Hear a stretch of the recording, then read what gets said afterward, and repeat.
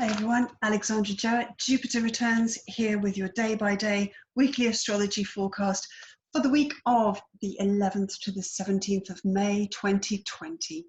I hope you're well. This is a very busy week. I have a lot of information to cover as it's a very active sky up there. I will break it down for you and hopefully explain it and help you to make sense of it as best that I can. But as always, if you do have any questions, let me know. I'd like to be able to answer one viewer question per week while the North Node has moved into Gemini. So please do get in touch if you have anything that you would like to have some clarity on with regards to astrology and the forecast, anything that you'd like to know, pop it in the comments or send me a message. And I will start each week by addressing that issue. So as I say, lots going on. We start the week with the emphasis today, Monday, the 11th of May, 2020, and we've got two important things going on in the sky. Firstly, as I've mentioned on my social media this weekend, if you're following me there, we have Saturn has now turned retrograde. So Saturn is, his influence in astrology is rules, discipline, hard work, authorities, this kind of thing. He's a slow moving planet, so he takes sort of 2 and a bit years really to move through each sign.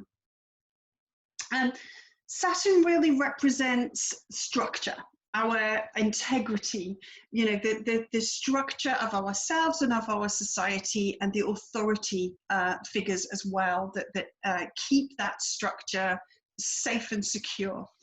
And so we can understand, therefore, that when Saturn moved into Aquarius, which is the sign of the community, the sign of the tribe, there needed to be some restrictions, okay? There needed to be some new rules. Saturn came along and said, okay, no more moving around as you want. Now it's time for social distancing. Saturn keeps things at arm's length. Saturn wants boundaries and walls and this kind of separating influences. So Saturn came along, we've got social distancing, we've got what we've come to know as lockdown. And now yesterday, Saturn stationed to go retrograde, and so it's time to start pulling back some of those rules. As Saturn prepares to move back out of Aquarius, it's kind of re-going over the work that he's done and saying, oh, actually, okay, this can change now. Saturn is around our confidence. It's a planet that likes a lot of stability. It doesn't like change. It doesn't want things moving around too much. It wants things to remain very stable and very practical and very tangible. It wants to be able to touch and feel things. So when he's retrograde, or when he's stationing retrograde, there can be a lack of confidence. We can feel that we're not quite stable. We don't know where things are going. The structure that was holding me and giving me a sense of security is now shifting. And that's really uneasy for us. There's a lot of those feelings of unease as this situation now starts to move into reverse for a little while.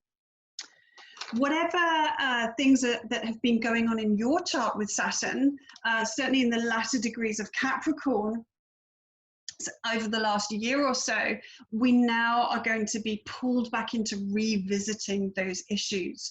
So if you have planets around the later degrees of Capricorn, certainly anything from 20 degrees on with the last decan of Capricorn, then this is going to be a repeat. Actually, you thought that work was finished, but it's not. We're having to go right back over it again and really, really ram it home.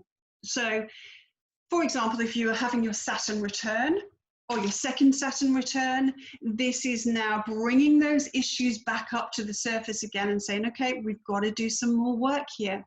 Saturn is hard work and it's discipline. And, you know, he really wants you to show up and do your duty. So think of where it is that you need to put in some real extra hard work and discipline in order to sort of get lasting results. That's the thing. Saturn rewards are very lasting. He often asks some kind of sacrifice as well. There's often a loss involved with Saturn issues. So losing something, having something taken away from us is quite a common feel with Saturn as well. And this could also affect those with planets and angles around the late degrees of all of the cardinal signs, so including Libra, Cancer, and Aries as well. The Saturn retrograde, it won't actually leave the sign of Aquarius right until the very end of June. So I think it will take until then before we completely see the social distancing measures and lockdown rules and restrictions completely disappear. Saturn won't go back into Capricorn until the 2nd of July. So it's going to be a very, very slow, incremental process. Saturn is very strategic. It wants to say, okay, I do this thing now, and then this thing, and then this thing. It's not like a big jump. It's not a big chunk. It's a very slow process that he takes. So we're going to see this a little bit, and then a little bit more, and then a little bit more, and then a little bit more. Okay, all the way through the remainder of the remainder of May and June, until he ingresses back into Capricorn at the beginning of July. Also today we have Mars and Mercury at the very final degrees of the sign that they're in. The final degree, an anaretic degree as it's called, gives a greater emphasis. It's kind of like that planet is about to finish off the work that it's set out to do in the sign it's traveling through. And it's like, oh my God, this is my last chance, you know, got to get this thing done. So there can be a greater emphasis on those planets as well. Well, these planets are Mars, the personal will, and a little bit of aggression potentially as well, with Mercury, the planet of communication, understanding, messaging, all that kind of thing.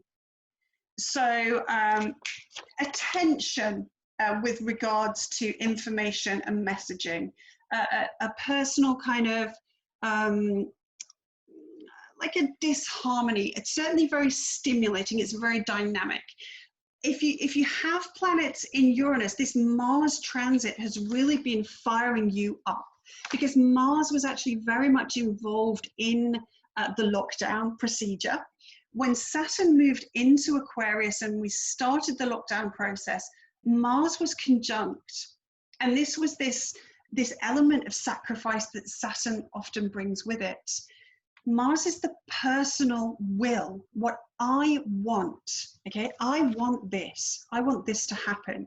I'm going to make this happen in my life, all right? That's our personal will, it's our zest and our push. With Saturn there, Saturn came along and said, oh no, hold your boots there, Mr. Mars. This isn't about you as an individual. We're taking care of the community at large, okay? So the rules that are being put in place now are for everybody, even if that means that you have to sacrifice your personal freedom. Uranus is a really freedom-loving sign, okay? So this is hard to take. So with this very, very personal and willful planet moving through Aquarius all this time, you know, there's been this idea of this is not fair, this is not right, how dare you tell me what to do, Mr. Authority figure. And that's has been coming to a peak in the last couple of days. Certainly I've noticed protests happening around my local area, arguments happening with the police. I witnessed yesterday, the day before yesterday on the beach, as the police are coming along and trying to impose the rules on people, and it not really making a huge amount of sense. And there being these conflictory engagements with people, these conflictory messages.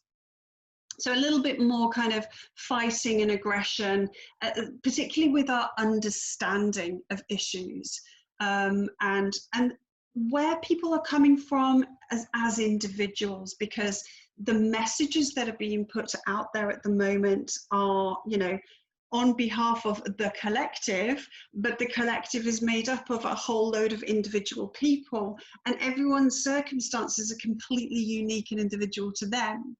So it's a very difficult situation, and that's emphasized today as well. You may also get then some challenging communication, challenging phone calls, challenging emails.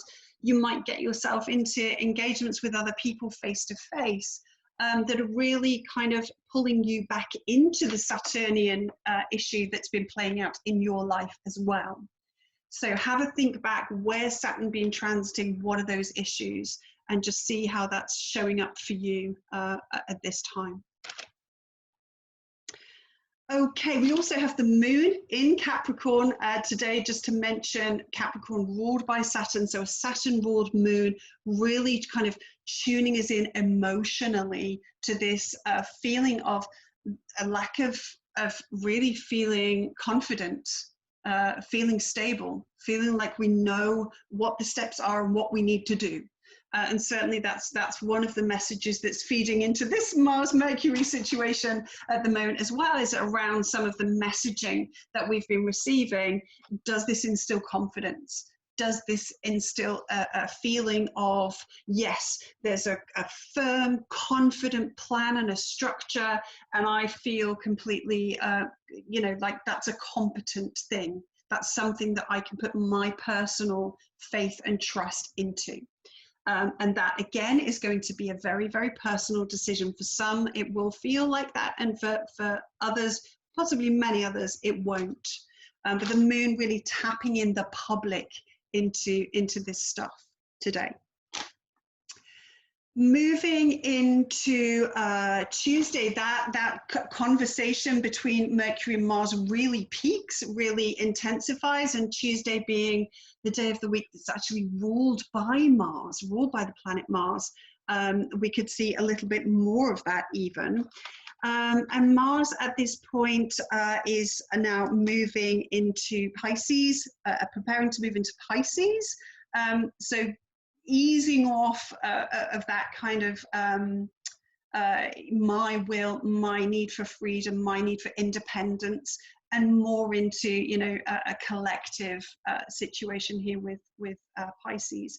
And certainly with Mercury moving into Gemini, Mercury is back on his home territory. Mercury rules the sign of Gemini. So here again, there's an increasing emphasis on that, the need for detail, the need for specifics, the need for, you know, this is the instruction manual. And we've had the nodes moving here saying, okay, yeah, we can be confident that the grand idea is going to work, but how do we make it work? You know, what are the instructions? What's the practicalities of making this come into being? Okay, so Mercury is going to be really assisting that once it moves into Gemini, which is a really great thing. As we move into Wednesday the 13th, then we have another planet going retrograde. So really pulling us in and saying, you know, the outer manifestations of Venus are something now that we need to work with more in an inner realm. So this time we have Venus going retrograde again in Gemini, emphasizing the Gemini stuff. I've produced a video already. If you haven't seen it, do check that out on Venus retrograde in Gemini. But essentially, this is going to be increasing our desire. Venus is the planet of connection and desire. And in this very sociable sign of Gemini, it's really going to stimulate the pull to make those social connections with other people that we've had to sacrifice so much of late. We'll really feel the stirrings and the desire of wanting to be with other people, wanting to have fun with other people, wanting to have a sense of pleasure and engagement with other people. It's also going to stimulate as being drawn into a more kind of romantic and idealized version of events because of the connection that she's going to be making over to Neptune.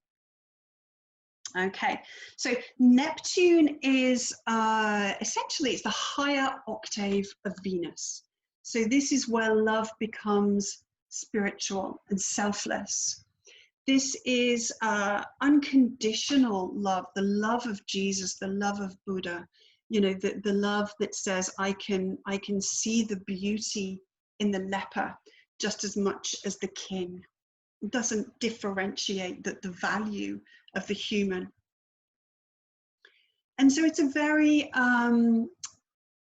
love and light kind of connection here that we have. And that's a beautiful thing. This is a very stimulating, dynamic aspect. This square aspect that they're making is very easily felt on the surface, more so than some other aspects that the planets can make to each other.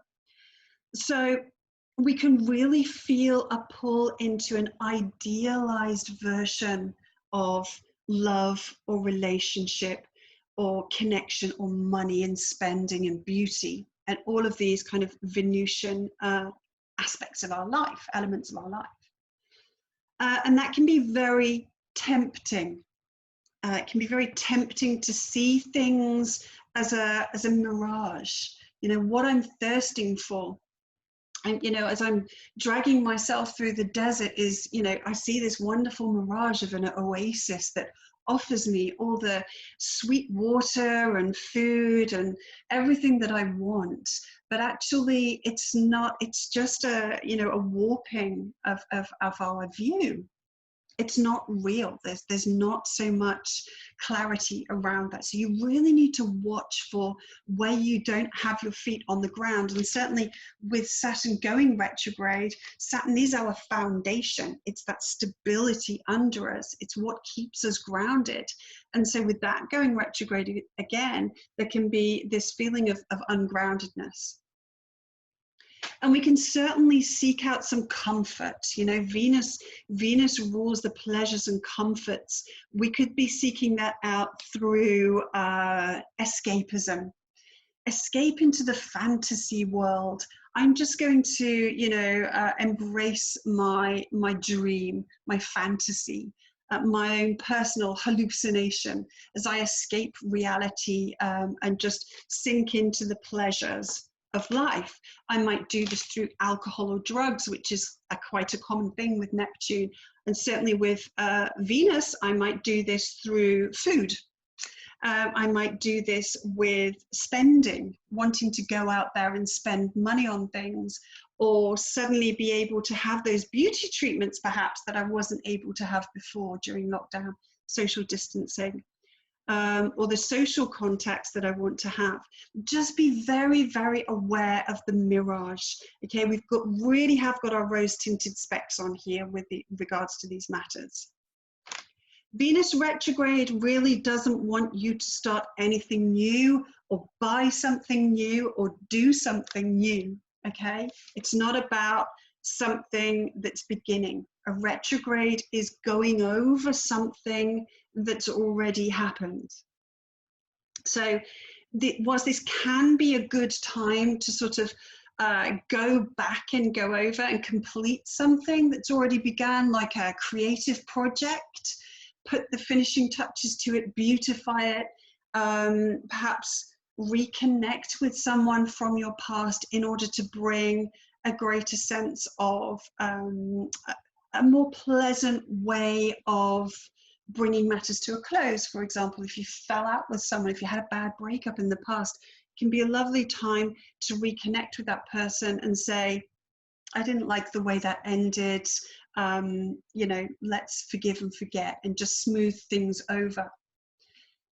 It can be a time, for example, I have a friend who has a tattoo, it's not finished. I would not recommend going out and having a new tattoo done. It's likely that you would see it as being a little bit more beautiful than perhaps it is. But this could be a time when having some finishing touches put on that would be a good thing. If you wanted to buy something, I don't know, say something for your home, a piece of furniture or something, I wouldn't go out and do that, but you might want to have a look at an existing thing and see if you can beautify it in some way, upcycle it, for example, and see, therefore, actually, perhaps I don't need something new. Perhaps if I just give a little bit more creativity and love and care and beauty to something I already have, that's going to be the best way of tapping into this energy, I feel. And that's going to be really, really profound, essentially all the way through the Venus retrograde. So really, really watch out for that.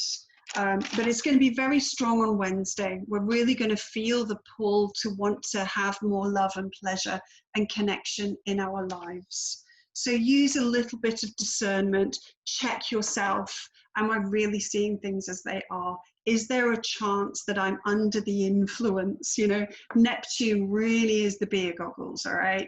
He's going to give you the influence of, I've had a couple of glasses of wine, it'll be okay. It's probably beautiful, it's probably lovely.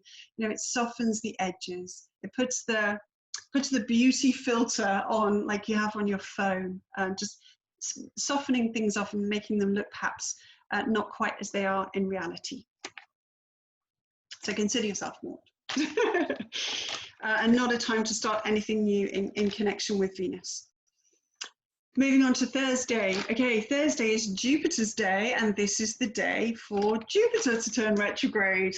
So Jupiter deep there in Capricorn, a big part of the whole crisis process that has been going on. And as you can see, all of these main planets that were involved in the start of this crisis back in January, all going retrograde now. So this is really saying, okay, we've had the kind of the moment where this issue comes into being. Okay, we've had the awakening, but now we have to re-go over that. This is where the work really starts. This is where the waters get a bit bumpy and choppy. Okay, so this is where our attention is being pulled back into what the crisis was trying to bring about. You know, what was behind this situation? What's the influence of these planets? And with Jupiter, you know, Jupiter is very much around our hope, our hopes and our beliefs about the future. And he's, you know, been hanging out very closely with Pluto. This has been, you know, really giving rise to all of these conspiracy theories that have been around. Pluto is all about the dark, the secrets, the hidden, the manipulation. And Jupiter is our beliefs, and confidence and optimism in those beliefs. And as I keep referring back to these nodal shifts, Jupiter rules Sagittarius, okay? Jupiter is not well placed in Capricorn. It doesn't give us its best influence in the sign of Capricorn, with the South Node asking us to kind of step away from the more Sagittarian stuff, these wonderful, idealistic, futuristic ethics and morals and religions and spirituality and our, you know, our personal philosophies. It's kind of saying, well, that's wonderful, but as I said before, Gemini, North Node, how are you going to make that happen? How does that look?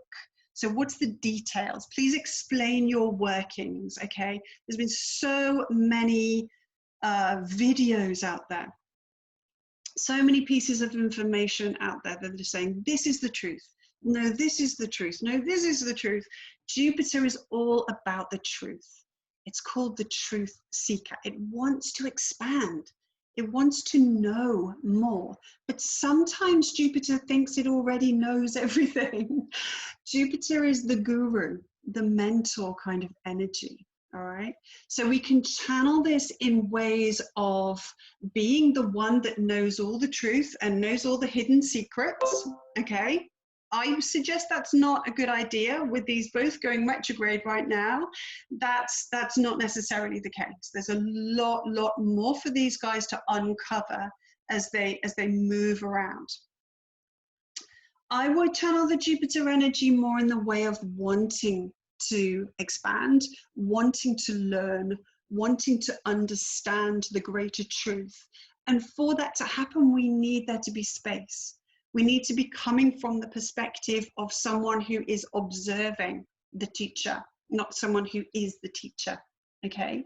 So taking everything with a pinch of salt, keeping an open mind, but applying some discernment, some Gemini Mercury discernment, some clarity. Okay, that's a really great idea, and it does appeal to what I feel is the truth, what I feel is my personal philosophy on life, but that alone doesn't necessarily make it true. Okay, it just makes it something that I like. Okay, and just because you like something doesn't make it the truth. Okay, so we really need to start applying some you know, detail. The devil is in the detail here when it comes to truth. And really, if someone is coming from the position that they are the guru, they are the mentor, they have all the answers, they don't. They just don't. No one does. Jupiter is going retrograde, and that's a calling for you to expand your inner world. Okay, a calling for you to be in observer mode. Okay, witness perspective. Just see how you are operating, you know, in terms of your Jupiter connections. So this can be also in your personal chart, this can be matters that relate to the legal profession. Certainly that's something that's cropping up in my life right now. Jupiter turning retrograde in my 3rd house of my neighborhood. And I'm in a legal situation with some neighbors. And that's come up again now to be re-gone over. It also rules matters of long distance travel. And I think we're going to see this situation increasing where people have made plans. They've put their faith, which is a Jupiter thing, their belief in, you know, I'm going to go on this cruise, for example, later in the year. That's going to need to be unpicked now. And that, again, actually may pull into a legal situation, as some of the bigger travel companies are going to try and get out of potentially paying people back. Higher education is another Jupiter issue. So when are the kids going back to school? When are the exams going to happen? What happens with the tuition fees that people have paid? All of these things now, these are all Jupiterian issues, and they're all going to be now peeling back, and that we really have to get down to the nitty gritty with this phase of the retrograde process. So yeah, it's a rewind over what we believed to be true. So just bear that in mind, essentially. Jupiter will be retrograde now until October the 2nd. So it's quite a long process. And Jupiter will go all the way back to 18 degrees of Capricorn. So again, covering that second half of Capricorn, and again, making challenging aspects to the second half of Aries, Libra, and Cancer. So if you've got planets or angles around there, again, Jupiter issues are going to be coming back to have something else looked at, to be readdressed and reviewed. On Thursday, also, this is the day when Mars ingresses into Pisces. So we're going to be seeing a little bit more of the emphasis. If you've got planets in Pisces, this is going to give them a bit of a stimulation. That the personal planets in Aquarius will now start to calm down. You know, that feisty, fiery energy that Mars has been bringing to you Aquarians, that can just start to Pisces will pour a little bit of water on those flames and just calm them down a little bit. Mars in Pisces can actually be where we fight on behalf of the underdog. where we fight on behalf of those who can't fight for themselves as well. So I quite like, in some ways, the Mars transit through Pisces for that reason. It can be where it's been quite self-focused of late. This can be, oh, actually, it's not just about me now. It's actually, you know, I am a drop in the ocean. I am the ocean, as you know, in its entirety, as Rumi said. But you know, I have to consider my part in the collective and fight on behalf of those who can't fight for themselves. I'm being pulled into this energy already because I have planets right at the very beginning of Pisces, and certainly I'm finding myself speaking up on behalf of those who are, for example, being pushed beyond what they feel safe and secure with as the Saturn retrograde happens and the rollback of social distancing happens. It's not welcome for everybody, you know. If your financial circumstances mean that you have no choice but to go back to work, and you don't feel safe and you feel that you're at personal risk, you know, that's a very, very difficult position to be in. And I really, really feel for those people. So I'm kind of happy to see Mars in Pisces for those reasons. I think that's going to be quite helpful. But we need to keep our eye on Mars coming up towards Venus as well. So that's something that I'll be keeping you tapped into as that Mars transit progresses. On Friday, we have the moon will actually have moved around and will be in Pisces. And we'll be crossing Mars. So that again could give an emphasis on that needing to fight for the rights of other people, needing to champion the underdog, be a spiritual warrior also in some ways. And that could get caught up with the idealistic values situation that we have going on there. So again, watch out for yourself, get into witness perspective and just see how your feelings are being drawn and how much kind of clarity and reality is involved in them. The moon will then meet up with Neptune as we move through the weekend. So, you know, Pisces, and particularly with the moon connecting with Neptune, it's really going to re-emphasize the square aspect to Venus. So this is really going to be very, very prominent for all of this week. It's going to re-emphasize that, and it's going to draw our emotions more into that situation. So another real peak moment in these feelings of love and ideal and romanticism and dreaminess and forgiveness. You know, forgiveness is a beautiful thing, but sometimes we can be a little bit over forgiving. We can be, this is where the naivety of Pisces and Neptune energy can come in. And this is where sometimes Pisces Neptune can be taken advantage of because, you know, it's this ideal that everything is great, everyone is lovely, you know, the world is filled with rainbows, and it just kind of, it isn't. So don't be over forgiving, don't be over idealizing situations with the moon moving over there as well. The best way that I can think of emphasizing this energy, I want to give you practical tips. I don't just want to say this is happening. I want to say, well, okay, what's the choice there? What can we do if we're being drawn into this kind of feeling?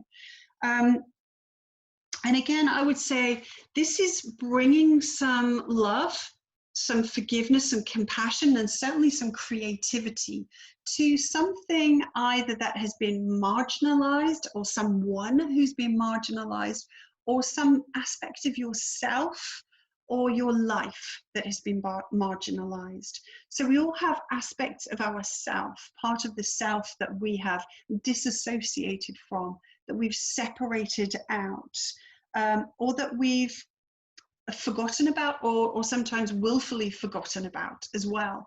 And it can be a time of just coming back together with those parts or literal parts of our life, bringing those back together and just bringing some love and forgiveness and creativity back to those areas of life. So that will be a very, very personal thing to you, whether it be, you know, I don't know, I wrote some song lyrics, or I wrote a song and I was never really kind of happy with it, but it's just sat there in my journal, you know, for the last few months or whatever, and I've kind of forgotten about it because I'm not really happy with it. Bring that up again, bring that out, and just tap into this beautiful creative energy and see if that you can really just polish that up. So that would be a very kind of literal thing to do. Finish the piece of artwork, or, you know, write something in your journal that helps you to process a connection with a part of yourself, or bring forgiveness to a part of yourself. We've all done things that we're not proud of. We've all acted in ways that we would choose perhaps to not act that way again. But instead of saying, I don't like that part of myself, you know, I'm not that person anymore, distancing myself, separating. Venus wants connection. It's like saying, actually, you know, you are a valid part of me. I am my history. And that's okay. There's forgiveness, because, you know, we're growing and we're learning all the time. You know, no one gives you a rule book about being a human being when you're born. We have to learn as we go along, and we learn through experience. You know, this is very much the Sagittarian Jupiterian thing. The reason Sagittarius and Jupiter want to have adventures and go on traveling and do all these things is so that they can personally experience and learn through the experience of actually doing something. And that's, you know, that's life. Life is the adventure. Life is the long distance journey. Okay, so give some forgiveness to that, but go inside and work out, you know, where we perhaps need to observe what's happened, and where we can bring some forgiveness, and come back together as a whole. I hope that's useful and helpful. Give me some feedback, give me a like, a love, a share, a comment. And as always, please subscribe to my channel if this is of value to you. Have a beautiful week, and I will see you next Monday. Thanks a lot. Bye-bye.